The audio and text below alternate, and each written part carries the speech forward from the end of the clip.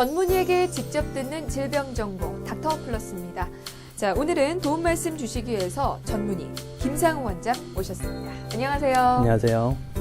네, 어서 오십시오. 네. 자, 오늘은 지방 이식이란 주제로 자세한 얘기 나눠볼 텐데요. 먼저 지방 이식이 어떤 수술인지부터 좀 설명을 듣겠습니다. 네, 지방 이식이란 우리 몸에서 지방이 과잉 축적된 부분에서 지방을 채취하여서 연부 조직이 부족한 부분에 지방을 채우는 수술입니다. 채취하기가 비교적 용이하고 자기 조직이란 장점이 있기 때문에 얼굴, 가슴, 엉덩이, 손 등 여러 부위에서 널리 사용되고 있습니다. 알겠습니다. 여러 가지 주제가 있는데요. 오늘은 안면 지방 이식과 그리고 가슴, 엉덩이 지방 이식에 좀 포커스를 맞춰보도록 하겠습니다. 먼저 안면 지방 이식이 어떤 수술인지부터 좀 여쭤볼까요? 안면부 지방 이식이란 허벅지, 배 등에서 지방을 채취하여서 얼굴 부위의 윤곽을 교정하거나 부족한 볼륨을 채우는 수술을 말합니다. 네. 어떤 경우에 안면 지방 이식이 필요할까요? 전반적으로 얼굴살이 없어서 비난해 보이는 분들에게 가장 효과적입니다. 또한 부분적으로 이마가 납작하거나 관자놀이가 움푹 들어가신 분, 눈이 꺼져 보이거나 볼살이 없어서 얼굴이 밋밋해 보이시는 분, 팔자주름이 깊은 분, 턱끝이 빈약해 보이는 분들, 이런 분들은 안면 지방 이식으로 좋은 결과를 얻을 수 있습니다. 얼굴살이 없는 분들이 이제 받으러 오신다면 아무래도 마르신 분들 말고도 연세 드신 분들도 꽤 많이 오시나요? 지방 이식은 젊은 층에서부터 연세 드신 분까지 다양한 연령층이 있고요. 특히나 이제 연세가 들게 됨으로써 얼굴에 볼륨이 빠지고 지방이 위축되는 분들이 많기 때문에 나이 드신 분들도 꽤 많이 병원을 찾고 있습니다. 혹시 이 지방 이식은 수술을 하기 전에 어떤 검사를 받습니까?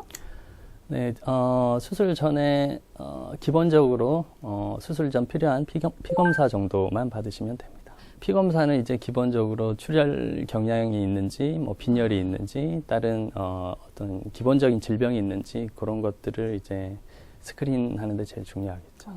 혹시 안면 지방 이식을 꺼려야 하는, 피해야 하는 그런 체질이 따로 있어서 피검사를 받는 게 아닌가 싶었는데 혹시 주의해야 할 분이 따로 있습니까? 지방 이식을 하기에 특별히 주의할 부분은 없고요.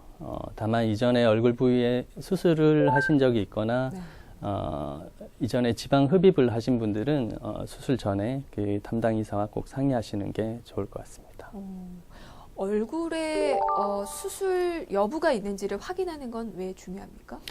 아무래도 이전에 얼굴을 수술한 경우에는 그 부위는 이제 정상 해부학과 조금 달라져 있겠죠. 어떤 경우는 실리콘이나 고텍스 등 이식물이 들어있는 경우도 있고요. 이런 경우는 의사가 수술 전에 그에 대한 정보를 미리 알고 있어야 안전하고 정확한 수술이 되겠습니다. 네. 자, 그러면 안면 지방 이식은 어떤 과정을 거쳐서 진행이 되나요? 보통은 수면 마취하에서 진행을 합니다. 네. 지방을 채취할 부위를 정하고 그 부위에 통증이나 출혈을 최소화할 수 있도록 희석된 마취제를 투여합니다. 그리고 이후에 지방을 채취하고 순수한 지방만을 정제한 후에 얼굴에 지방을 이식하게 됩니다. 혹시 이제 얼굴이다 보니까 이 과정에서 흉터는 생기지 않을지 조금 걱정이 되기도 하는데 어떻습니까? 네, 안면부에 지방을 이식할 때는 작은 주사 바늘 구멍을 통해서 하기 때문에 흉터는 전혀 걱정하지 않으셔도 됩니다. 혹시 이 안면 지방 이식은 수술 시간이 어느 정도 걸리나요? 부위에 따라 조금씩은 다르지만 보통 1시간 내로 소요됩니다. 1시간 내면 그렇게 오랜 시간이 아니네요. 네, 보통 지방을 채취하는 데 30분, 지방을 이식하는 데 30분 정도로 보시면 됩니다. 생각보다 빨리 끝납니다. 네. 그러면 통증의 정도는 어떻습니까? 수술 후에 지방을 채취한 부분이 약간 이제 뻐근한 통증을 느낄 수도 있지만 네. 수술 후 처방받은 약을 복용하시면 금방 호전이 될 겁니다. 네. 이게 또 수술을 받고 나서 회복 기간이 어느 정도가 필요하냐가 좀 중요할 것 같아요. 얼굴이니만큼. 회복 기간은 어느 정도 예상하면 될까요? 보통 1주 후면 부기가 반 정도 빠지고요. 네. 2주 후면 대부분의 부기는 빠지게 됩니다. 지방의 생착은 3개월 정도에 걸쳐 서서히 일어나게 됩니다. 아무래도 직장인들은 또 휴가를 내야 돼서 네. 한번 여쭤봤습니다. 그리고 시술 후에 또 관리할 부분이 필요하지는 않을까 생각이 되는데 어떻습니까? 수술 후에는 한 2, 3일 정도는 냉찜질을 하시는 것이 좋고요. 네. 잘 때는 머리를 높이 해서 자는 것이 좋습니다. 수술 이틀 정도 후부터는 가벼운 운동을 해서 부기가 빨리 빠질 수 있도록 하는 것이 좋고, 병원에서 처방받은 약을 먹고 한 달 정도 금연금주하시면 되겠습니다. 네.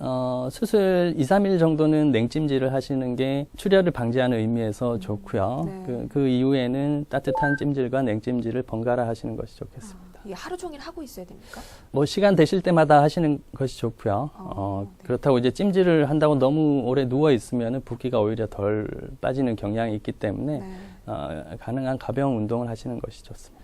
가벼운 운동은 어느 정도가 가벼운 정도에 속하는지. 가벼운 산책 정도가 좋겠습니다. 네, 뭐 가벼운 달리기도 안 되나요?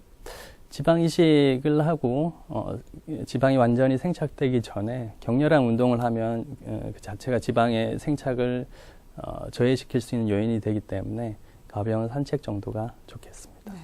그리고 한 달간 금연 군주를 말씀을 하셨는데 뭐 술은 좀 어느 정도로 참는다고 하지만 금연은 정말 힘든 분들이 많잖아요. 힘들어 하시는 분들이. 그래서 혹시라도 참지 못하고 이 담배를 입에 대게 되면 어떤 일이 생기게 됩니까?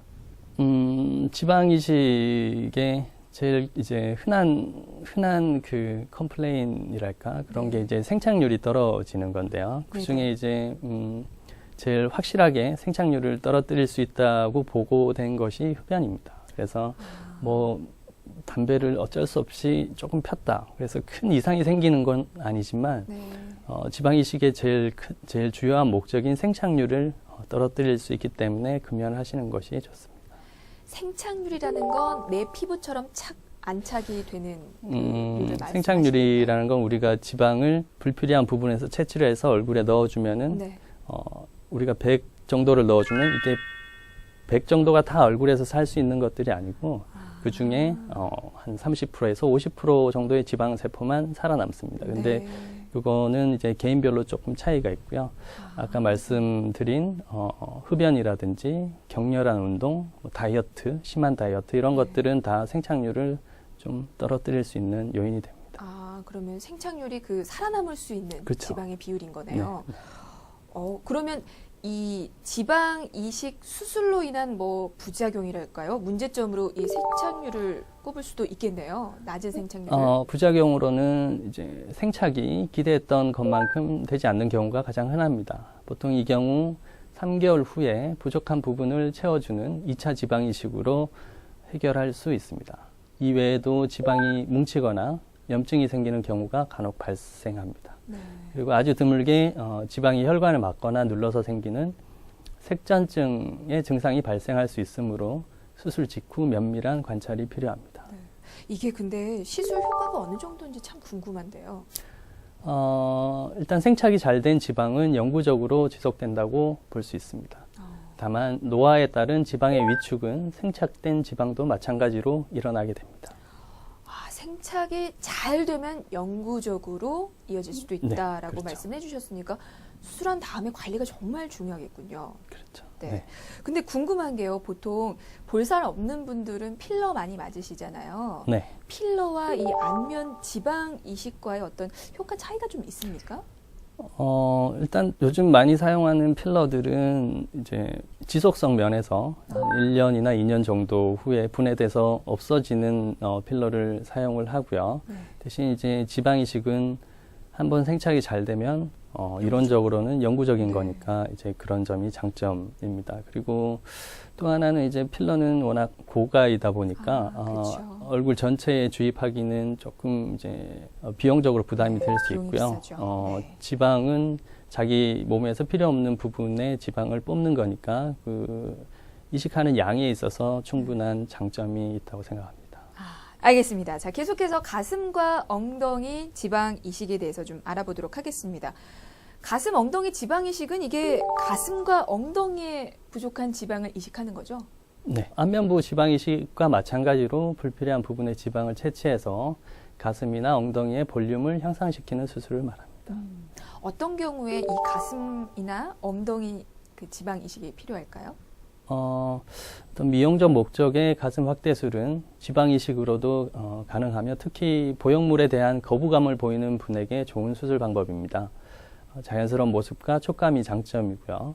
지방 흡입술을 추가로 시행할 수도 있습니다. 하지만 너무 마른 사람들에게는 시행하기 어려운 점이 있습니다. 엉덩이 지방 이식은 지방으로 엉덩이를 크게 하거나 처진 엉덩이를 교정하는 목적으로 시행되는 수술이고요. 엉덩이도 가슴과 마찬가지로 보형물을 사용할 수 있습니다. 하지만 앉아 있을 경우 보형물의 압박으로 인한 문제점들이 발생할 확률이 높아서 흔히 시행되는 수술은 아닙니다. 알겠습니다. 혹시 이 가슴이나 엉덩이 지방 이식은 수술 전에 어떤 검사를 하게 됩니까? 기본적인 피 검사와 엑스레이 검사 등을 하게 됩니다. 아까 안면 지방 이식일 때는 엑스레이 검사는 하지 않았잖아요. 그런데 이제 조금 이제 안면 지방 이식보다 수술 범위가 조금 크기 때문에 조금 수술 시간도 길어지고요. 그래서 흉부 엑스레이 검사는 하시는 것이 좋겠습니다. 네. 혹시 이 가슴이나 엉덩이 지방 이식을 하기 어려운 체질이라든지 혹시 주의해야 될 그런 경우가 있습니까? 가슴 지방 이식의 경우 유방암 등 유방 질환의 전력이 있거나 유방암에 가족력이 있는지 등을 확인해야 합니다.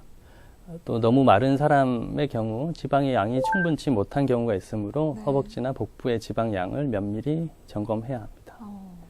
혹시 정말 마른 분이 오셔서 나 이렇게 말라서 정말 지방 이식 받고 싶다 하는 경우에는 어떻게 하시나요? 이론적으로는 지방 이식이 불가능하지는 않고요. 네. 일단은 이제 가슴이나 엉덩이의 경우 어떤 볼륨에 대한 기대치가 있으니까 네. 어쩔 수 없는 그 한계점을 조금 알려주고 수술을 시행하면 할 수는 있습니다.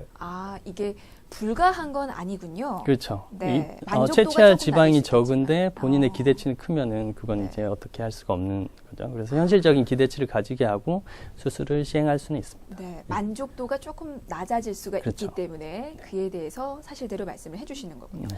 알겠습니다. 그러면 그 유방암 전력이나 가족력 확인한다고 하셨는데 그 이유 좀 여쭤봐도 될까요? 네.